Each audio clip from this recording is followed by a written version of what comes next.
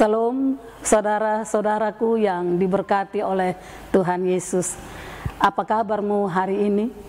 Saya percaya semua kita selalu dalam naungannya sehingga sukacita berlimpah dalam hati kita. Jumpa lagi bersama saya, Penatua Esther Atingnale, dalam acara Santapan Rohani Hosana. Kali ini kita akan merefleksikan diri sesuai dengan firman Tuhan yang terambil dari Markus pasal 1 ayat 1 sampai 8. Namun sebelum kita belajar lebih jauh, mari kita minta pimpinan Roh Kudus dalam doa. Bapa kami di sorga, saat ini kami datang kepadamu mengucap syukur untuk hidup yang masih Tuhan beri. Di dalamnya kami diberi kesempatan untuk bersekutu dengan Tuhan. Saatnya kami akan membaca dan merenungkan firman-Mu. Karena itu kami mohon ya Tuhan, bantulah kami dengan roh dan hikmat-Mu. Di dalam nama Tuhan Yesus kami berdoa. Amin. Beginilah bunyi firman Tuhan. Inilah permulaan Injil tentang Yesus Kristus anak Allah. Seperti ada tertulis dalam kitab Nabi Yesaya, lihatlah, aku menyuruh utusanku mendahului engkau, ia akan mempersiapkan jalan bagimu. Ada suara orang yang berseru-seru di padang gurun, persiapkanlah jalan untuk Tuhan, luruskanlah jalan baginya. Demikianlah Yohanes Pembaptis tampil di padang gurun dan menyerukan, bertobatlah dan berilah dirimu dibaptis, dan Allah akan mengampuni dosamu. Lalu datanglah kepadanya orang-orang dari seluruh daerah Yudea dan semua penduduk Yerusalem, dan sambil mengaku dosanya, mereka dibaptis di sungai Yordan. Yohanes memakai jubah bulu unta dan ikat pinggang kulit, dan makanannya belalang dan madu hutan. Inilah yang diberitakannya, sesudah aku akan datang ia yang lebih berkuasa daripadaku, membungkuk dan membuka tali kasutnya pun aku tidak layak.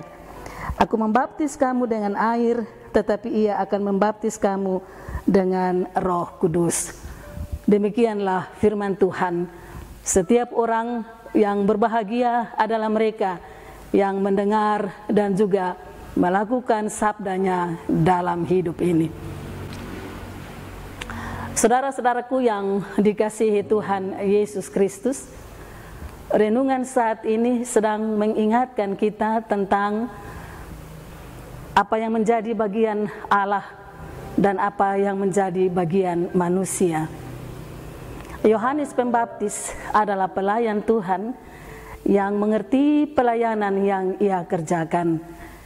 Ia tahu bahwa bagiannya adalah membaptis umat Tuhan dengan air sebagai tanda pertobatan. Di sisi lain, ia juga tahu bahwa baptisan Roh Kudus itu adalah bagian Tuhan. Kalau kita baca kitab Imamat pasal 3 ayat 16, di sana menuliskan bahwa imam-imam harus membakar korban itu di atas mezbah sebagai santapan berupa korban api-apian, menjadi bau yang menyenangkan, sebab segala lemak adalah kepunyaan Tuhan atau bagiannya Tuhan. Sedangkan Imamat 5 ayat 13 mencatat bahwa ada korban yang menjadi bagian imam. Saudara-saudaraku yang terkasih, dari firman Tuhan ini ada pelajaran yang dapat kita ambil berkaitan dengan apa yang menjadi bagian Tuhan dan apa yang menjadi bagian manusia. Bahwa sebagai umat kepunyaan Allah, bagian kita adalah taat melakukan perintah Tuhan dan menjaga agar hidup kita tetap kudus di hadapannya, serta beriman dan mempercayai janjinya. Kita ingat kisah Musa ketika membawa umat Israel keluar dari tanah Mesir saat di Laut Merah. Saat itu bangsa Israel panik, sehingga membuat Musa juga terpancing ikut panik.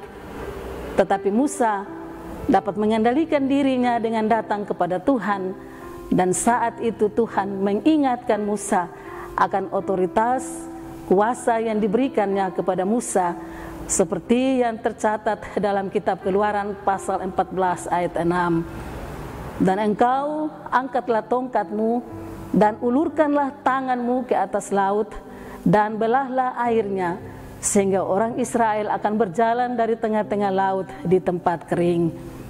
Saudara-saudaraku yang terkasih, sampai di sini kita dapat melihat bahwa Musa telah mengerjakan bagiannya dengan beriman dan mengangkat tangan, dan bagian Tuhan adalah menggenapi janjinya kepada Musa dan umatnya, bahwa ia akan mencampakkan orang Mesir beserta kereta dan orang berkuda, juga seluruh pasukan Firaun ke tengah laut, sehingga seorang pun tak ada yang tinggal dari mereka.